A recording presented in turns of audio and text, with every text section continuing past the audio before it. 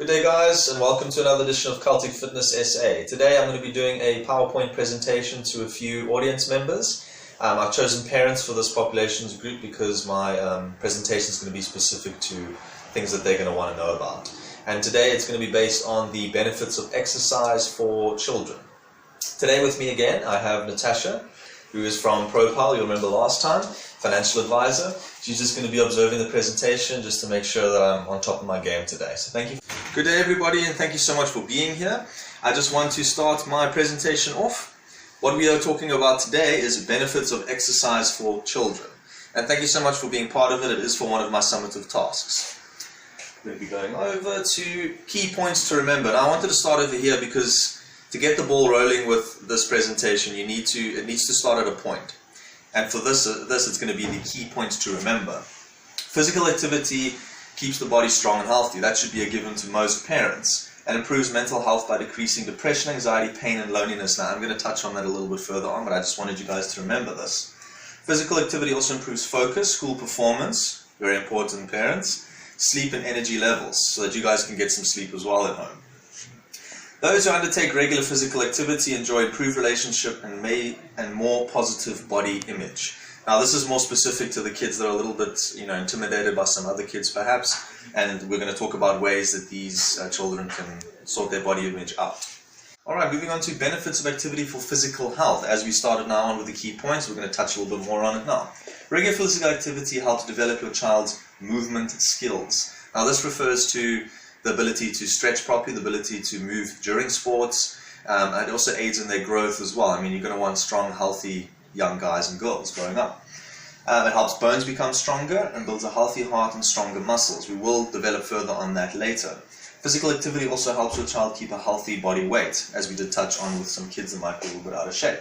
Moderate intensity exercise can even help to relieve some chronic long-term pain conditions. Now what I mean by moderate intensity, it's a little bit more intense than the low intensity exercises. Low intensity exercises will be like jumping jacks, jogging, running, and moderate intensity will be sports. So talking about soccer, we're talking about rugby, more group-based contact. Okay, pain conditions by maintaining physical function and decreasing fatigue as a whole. Aside from providing general physical benefits, as we just mentioned, regular activity can also help ease symptoms, premenstrual syndrome in the girls. This is because moderate exercise helps the body produce more hormones called endorphins, again, only specific to the ladies. These are natural painkillers that can ease abdominal and back pain as well as improve mood. Now, for some girls growing up, this can go over through to maybe 10, 11, 12-year-old girls, depending on how fast or how slow they develop. Okay, benefits of activity for the brain function. Very important now, guys. While it may not seem obvious, physical activity plays an important role in developing the brain and supporting essential mental functions. Research shows us, now when I mention research, my research, yes, but also the research of various institutions around South Africa as well as overseas in America. Regular moderate intensity exercise can increase the size of the hippocampus, an area of the brain involved with learning and memory. Now this is very important for kids because they need to develop this at a young age. It's not going to come for them at later on in their life. They need to develop it young. Exercise can also help release growth factors, chemicals in the brain that affect the growth and survival of new brain cells that may develop, as well as blood vessels in the area of the brain. Exercise leads to improved motor skills. This refers to hand-eye coordination specifically, as well as balance and your balance coordination. Better thinking and problem solving, stronger attention skills, and improved learning.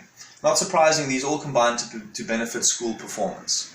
And at the end of the day, that's your main focus besides the sports. In fact, even the simple act of playing outside with friends, setting non-academic goals, and seeing progress can help the brain refocus when it comes time for school work. Okay, moving on. Benefits of activity for emotional and mental health. This is again just developing more on the brain function. If your child has depression, again, this needs to be diagnosed, guys. Please don't just assume your child has depression. You can go to a professional, a doctor, that sort of thing, to get an answer on that, or anxiety, very similar, or even just an off day. Exercise may be the last thing on their mind. However, physical activity can help greatly with maintaining the mental well-being of your child. So please, it's definitely something to consider if your children are suffering from any of these. The endorphins that the brain releases during exercise helps to improve the mood of your child, energy levels, and even sleep. Together, these positive effects help to improve self-confidence and resilience. Now, we're going to be moving on to 3 major factors which contributes to the emotional mental health. That is the reduce of anxiety, improve relationships among the children, improve body image. And now this is all related to the exercise of kids. So moving on here, reduce anxiety. Children who experience heightened anxiety tend to focus on anxiety-inducing things. So it's a bad cycle. Basically, they already got anxiety, now they're going to focus more on that, and it's just going to be a vicious cycle. Inducing things, which in turn makes them even more anxious, as we just said, so creating a vicious cycle. But through exercise, an anxious child can break through the cycle of focusing on the demands of the physical activity. So it takes their mind completely away from the things that might be causing them anxiety, developing new skills and achieving a sense of accomplishment as well. See your doctor if your child shows any signs of anxiety or depression, as we did mention before. Don't wait till it's too late. Moving on to the second one we mentioned, it's improved relationships. Now, if a child or teen is feeling lonely and unable to make friends, shared physical activities can give them a sense of belonging and companionship. Friends, in general. A child or teen with social anxiety might find it difficult to be in a group or environment. Now, social anxiety, again, needs to be diagnosed by the doctor. There are many different forms of anxiety, such as sport, which aids in that, as we mentioned, may relieve some of the social pressure. Over time, the act of sharing experience with others, developing a rapport and working towards common goals can help a child focus and develop the confidence to speak up in class.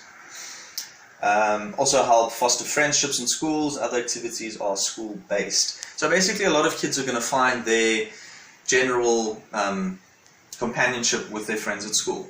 That's why it's so important for the kids to get involved in school activities specifically, because that's where they're going to develop their relationships. And they can always take it out further from there, at home, and further on through their lives. Okay, the last one of those 3 is improve the body image. You can see this guy's got some biceps going on here. When your child sees how fun it is to be able to dance, jump, walk, run, stretch, and play, they're more likely to want to continue enjoying being active throughout their life, which we can all relate to that. I go to the gym to feel better. Seeing and appreciating what their body can do, rather than how it looks, is a great way for a child to build a positive body image. It is important to help your child develop this awareness as early as possible and to play your part in promoting a healthy body image through their own as well as your own behavior, because you set the example for your children. The desire to look lean or muscular often becomes strong during preteen and teen years. So I'm not going to focus just on that yet, but we all know how it feels. When you get a little bit older, you're going to want to look better as well. Try to take harmful paths. Kids like to take harmful paths, which can actually lead to even more dangerous things. So let's try to keep the child on the right path, and exercise does help with that. Healthy perception of what looking good, healthy balanced habits that started in their early years. This is basically just touching on, as we just mentioned in the previous slide, a child needs to develop certain habits, good ones, and towards them looking good. I mean, they don't want to get into bad habits, Hair needs to be perfect, nails needs to be perfect. This is more just to create the body image that is going to be good for them in the long run and good for them. Alright guys, now we've touched on the basic parts of the benefits of exercise for children. We're just going to go a little bit more in depth now. We're going to go more internal as well as the external factors. And you're going to see now we're going to be starting with our first point of the 10. That is your heart. Now exercise does strengthen the heart. Now I'm going to explain to you how this works. The heart is a muscle. That's basically the end of it. Now to work out your heart is like any other muscle in your body. You need to perform exercise to get the heart stronger. The heart muscles around the heart is the most important part. Now, like other muscles, its performance improves when it's regularly challenged by exercise. The heart responds to exercise by becoming stronger and more efficient. Strengthening the heart muscle can help ward off heart diseases. Now, adding on to that, the leading cause of death in the United States. Now, the reason why I put the United States there is because that's the highest amount of heart disease in the world. Now, the United States isn't one of the biggest countries. If you compare it to Africa, we have a lot more different types of diseases, but it's mostly because of all of their lack of exercise among the youth, as well as all of the fast food that they get. So according to the US Department of Health and Human Services, even in early childhood, as I just touched on now as well. So we're moving on to our second point. Arteries and veins clear. Now we're moving from the heart through to the arteries and the veins. Again, it does correlate with your heart, but it's a little bit more specific. Exercise reduces the amount of harmful cholesterol and fats in a person's blood. It increases the flexibility of the walls of the blood vessels and helps to lower blood pressure as a whole. This can reduce a person's risk for heart attack and stroke. You see how it correlates with the heart. Moving on to the third point now. Strengthens your lungs. Working hard increases lung capacity and their efficiency in moving air in and out of the body. As a result, more oxygen is drawn into the body and more carbon dioxide and other waste gases are expelled from the body. Now basically what that means is you've got a child that doesn't maybe work out a lot, doesn't do a lot of cardiovascular exercise. They're going to probably have struggle breathing, especially if they're not eating well. And when they do start exercising, they increase their chances of having an asthma attack or any diseases that they might obtain through this. So it's very important. Regular exercise helps prevent the decline in oxygen intake that occurs naturally with age or result in inactivity. So that's why you get it started young, you can develop your lungs. Fourth point, reduces blood sugar levels. Exercise prevents sugar from accumulating in the blood by triggering muscles to take up more glucose from the bloodstream and use it for energy, so it transfers it into energy. This can reduce a person's risk of developing diabetes. Now this is just basically another add-on through to the previous point. But blood sugar is one of the silent killers, and diabetes is something that kids can get at a young age. So please parents, watch that. Our fifth point, controls the weight. No child wants abuse from other children at school. Hey fatso, example, you're too fat to play with us, go on a diet. We all know how kids can be quite cruel to other kids. That's why controlling your weight is so important.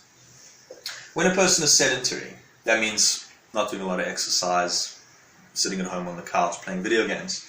He tends to be taking in more calories than are needed because he's eating while he's sitting and he's not working off those calories. These unused calories accumulate as fat. A person who is physically active may have a deficit of calories, which takes fat away and lowers the weight in general. Lowered weight is good for the heart and can be beneficial to people with diabetes. You see how all the points start to add up to your body and the diseases that you can get. Moving on through to the sixth point, it strengthens bones. Okay, just as muscles grow stronger when physically stressed, bones also respond by getting stronger or weaker. Adults start losing bone mass in their 20s already, so you need to develop as much as you can starting young. But those who exercise regularly reach greater peak bone density before the drop-off. This basically means you keep yourself busy while you're young, up until the point when you're 20.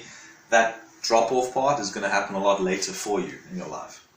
According to the National Institutes of Health, that basically, again, I wanted to touch on the United States. That's their national institutes because, again, comparing it to the worst part of the world in terms of diseases.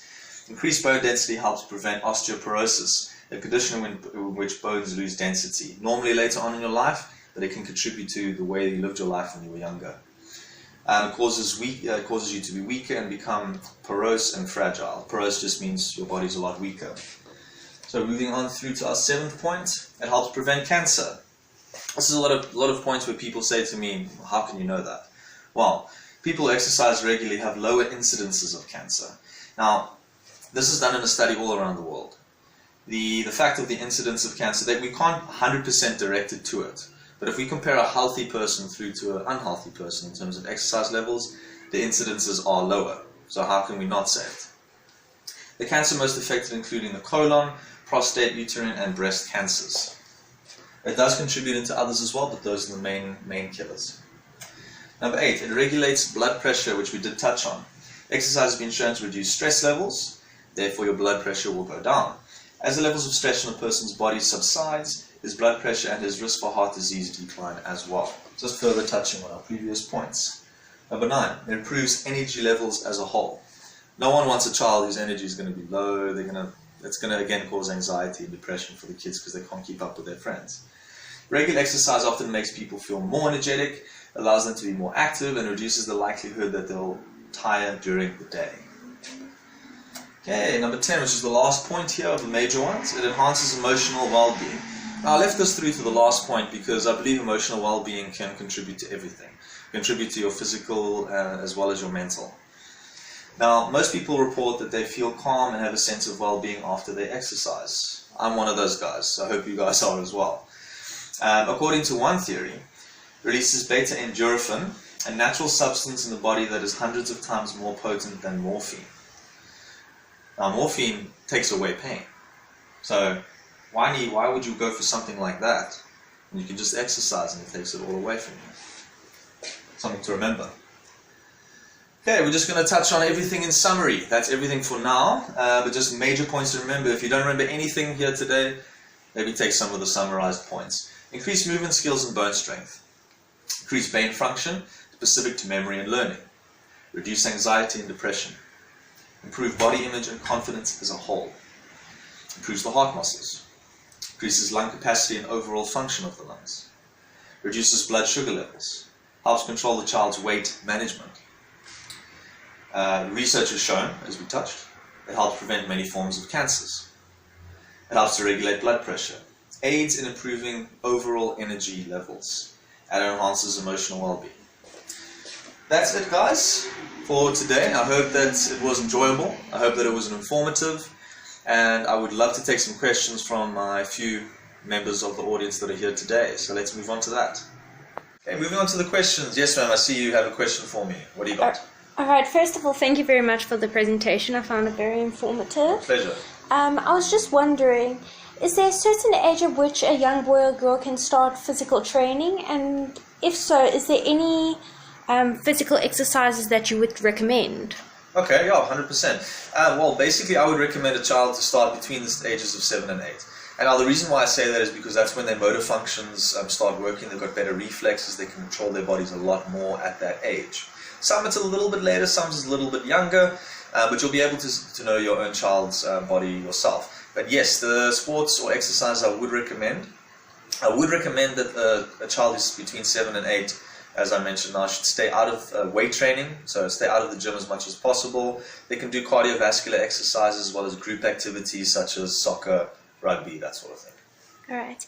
And then my son, he's 8 years old and he's very well academically inclined. However, I battle to try and get him to exercise, and every time I try and push him to join a team or such, he just kind of pulls into himself. So I was wondering, what sport would you recommend for a boy? He's 8 years old. He is quite shy. He's not very outgoing, but he needs to get out there. Okay. Is his academics struggling a little lately? Yes, he's not getting... He used to be very well, A students. Now all of a sudden it's just he's reaching into like his D's now. Okay. All right, well, he is getting to the age now where kids are going to be more inclined to want to play with each other on the field, various sports, that sort of thing. I do believe the best sports to start off with for a boy his age, again, it all depends on what he enjoys doing. I mean, if he likes to be at home and play his games as well, 100% fine, as long as it's in moderation. I would recommend a group-based game such as soccer, rugby, cricket, that sort of thing, where it's entire teams that are involved. And the reason why I say that is because he can develop relationships with them and obviously enjoy the sports. But again, it all depends on what he enjoys, because in the long run, he's going to need to enjoy his sport, otherwise he's not going to stick to it. So I hope that helps. Yes, definitely. Thank you. And then last question I have for you is that you mentioned exercise can help prevent cancer. Yes. Is this for both boys and girls? As I have one of each, and I'm just curious to know how this actually became. Okay. Yeah, well, the reason I did touch on that a little bit earlier, but yes, I wasn't very specific with the boys and girls. Research around the world has shown that incidences of cancer have been lower. So we don't have 100% proof that it prevents cancer in a whole, but we do have proof that it reverts the incidences of it. Sorry, reduces the incidence of it. And what that means is, if you take someone who's healthy, 100% healthy, exercises all the time, somebody who doesn't exercise, they are more inclined to maybe get prostate cancer, breast cancer, because their bodies aren't as strong as a whole in dealing with the attack of viruses to their body. Because we all live with cancer inside of our bodies. I'm not going to get too technical about it, but if your body is healthy and strong and you are in a positive mind frame, which exercise helps you to obviously keep, then your body is going to be a lot stronger. Whereas if the opposite, if you're depressed, you're anxious, you don't exercise, you're overweight, your cholesterol's high, blood sugar level's bad, blood pressure, all of that, yes, you are going to be under attack from these a lot easier. And yes, breast cancer for the girls, prostate cancer for the guys are two of the major ones to watch out for. So I hope that is helpful. All right. Thank you so much. We really enjoyed it. My pleasure.